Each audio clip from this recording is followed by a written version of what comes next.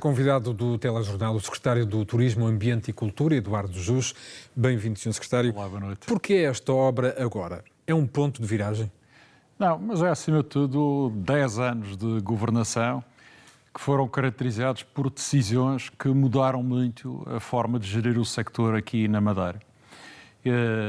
Já foi no ano de 2015 que se decidiu concentrar toda a promoção na Associação de Promoção, começaram um caminho de reforço do seu orçamento, na altura eram 8 milhões de euros, em 2024 eram 16 milhões de euros, em que reestruturou-se novos produtos, como o golfe, como a atividade desportiva em terra e no mar, através do mote, do Madeira Ocean Trail, ou mesmo o produto de cultura, que também foi uma aposta muito forte. Mas existe um conjunto de outras decisões, desde a abertura do nosso posto de turismo em Lisboa, a sustentabilidade, a certificação da sustentabilidade do destino, a própria criação de um observatório para o transporte aéreo, que tem-se revelado de uma utilidade extrema, onde nós identificamos oportunidades de negócio na ligação à Madeira. Portanto, foi um conjunto bastante alargado de decisões que foram sendo tomadas e que naturalmente impactaram nos resultados ao fim de 10 anos. É preciso não esquecer que no meio deste período vivemos uma pandemia e lidamos com a pandemia de uma forma que foi considerada no exterior como exemplar. A operação que nós montamos no aeroporto... Acabou por catapultar o turismo? Sem dúvida, porque nós transformamos uma operação hospitalar numa operação hospitaleira. E isso transmitia ao mundo e aos países de origem para a Madeira uma grande capacidade instalada aqui na região. E, acima de tudo, permitiu restaurar a confiança, que era o elemento mais prejudicado no momento da pandemia. E, por isso, todas estas e mais algumas das decisões, eu recordo, desde o plano de ordenamento do turismo, à estratégia que foi definida, são tudo decisões muito estruturantes que foram sendo tomadas e que importa perceber o alcance.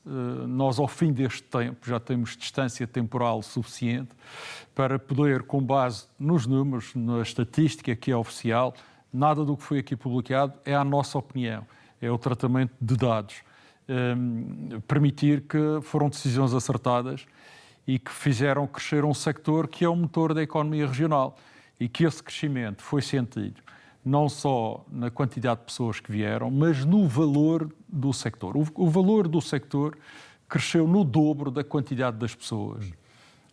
E um aspecto muito relevante é que houve uma redistribuição de todo este ganho em todo o sector, chegando naturalmente aos colaboradores, que também viram as suas condições melhoradas. E bem, porque se assim não fosse, o sector não conseguia ser atrativo, não é? Sr. Secretário, as estatísticas, como disse, diz que nunca houve tantos turistas na Madeira como agora. Há um limite? Sim, eu penso que nós atingimos um nível que não nos vai permitir continuar a crescer como crescemos nos últimos 10 anos. E isso é natural. Mas é um limite orgânico ou tem que haver um limite imposto? Não, nós temos logo à partida um limite porque só temos uma porta de entrada, que é o nosso aeroporto. Não que estejamos a trabalhar nesse limite já hoje em dia, mas não estamos muito longe dele. E por isso, só esta particularidade já nos permite pensar que isto não é um sector sem limite na sua expressão. O que é importante no meio de tudo isto é que o sector se valorize, como eu estava a referir ainda há pouco, que permita que, por um lado, os empresários possam fazer investimentos de manutenção, de atualização, de inovação. Temos grandes desafios para o sector, que é transversal a toda a nossa sociedade, que é a inteligência artificial, que agora está presente em muitos dos procedimentos que são também turísticos, mas, ao mesmo tempo, esta preocupação da valorização do trabalho. E essa foi uma batalha que nós também quisemos liderar durante este tempo. Se houver esta harmonia, se houver um ganho que é refletido em toda a cadeia e se o impacto económico, e repare-se que nestes 10 anos a Madeira teve o melhor desempenho económico de sempre, já não falando só no turismo, Estamos a falar noutros indicadores, como o PIB per capita, a redução da dívida, o nível de emprego. Nós nunca tivemos tantas pessoas empregadas na Madeira Não receia uma como quebra. neste momento. Como dizem, não pode ser sempre a crescer, não pode estar sempre a crescer. Sim, não pode. Não pode haver uma quebra. Uma quebra é natural que possa acontecer. Aliás, toda a economia é feita de ciclos e contraciclos. Alguns provocados por razões externas e, no caso da Madeira, muitas vezes assim tem sido. Mas o bom é que estejamos devidamente fortalecidos para lidar com essas circunstâncias quando as mesmas acontecerem. O caso da pandemia, repare, ninguém estava preparado para uma pandemia. Foi preciso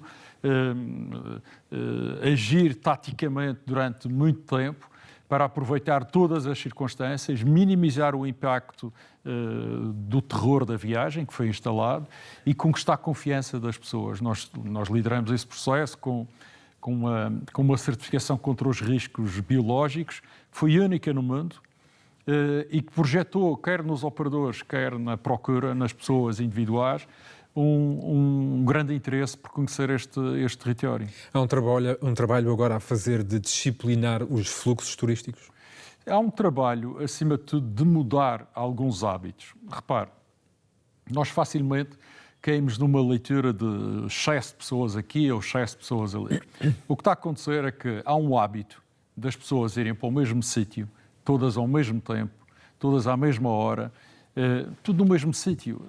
É preciso mudar este hábito de circular na ilha. Portanto, só o facto de pagar não muda isso? Não é só isso. O pagar tem a ver com outro aspecto. O pagar tem a ver com a capacidade depois de manter e de oferecer esses mesmos espaços numa outra condição. Mas só o facto de pagar não disciplina. Eu queria aqui deixar um exemplo. Por exemplo, o Ribeiro Frio era notícia todos os dias. O problema do Ribeiro Frio não era excesso de pessoas.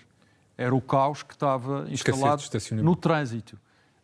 PSP, a partir do momento que passou a estar presente no Ribeiro Frio, acabaram-se as notícias do Ribeiro Frio.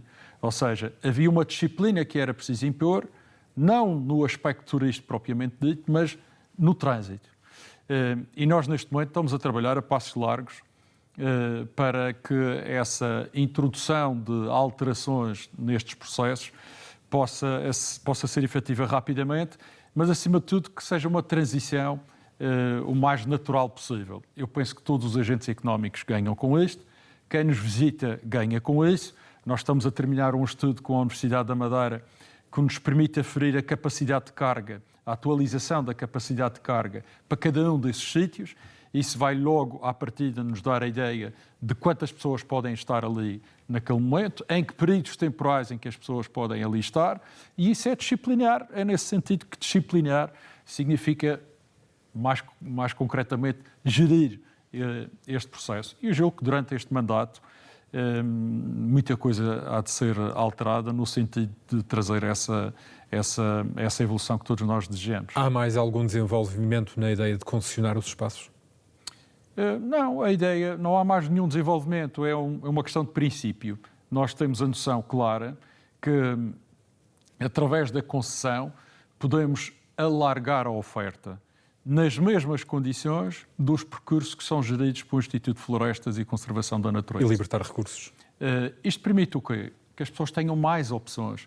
Para um utilizador, quer seja o residente que está dispensado do pagamento e continuará a estar, quer seja para um visitante, não deverá sentir diferença entre uma exploração por um privado ou a exploração feita pelo IFCN, pelo Instituto de Florestas.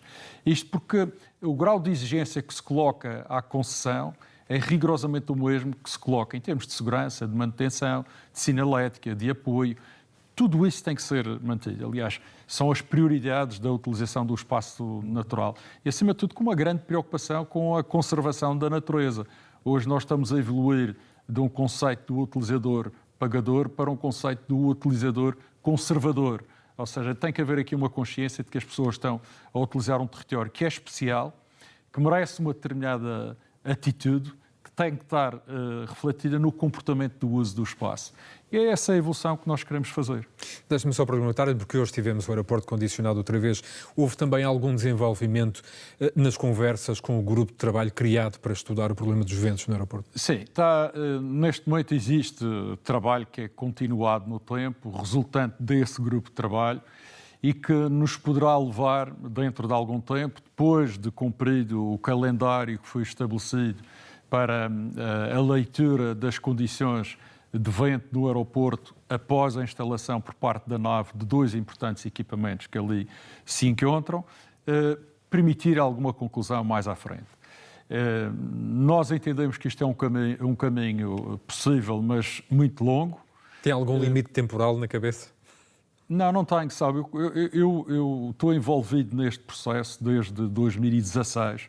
Lembro-me de ter chegado a primeira vez a Lisboa a pedir que este assunto fosse matéria de reflexão e não cheguei a pedir a alteração dos limites.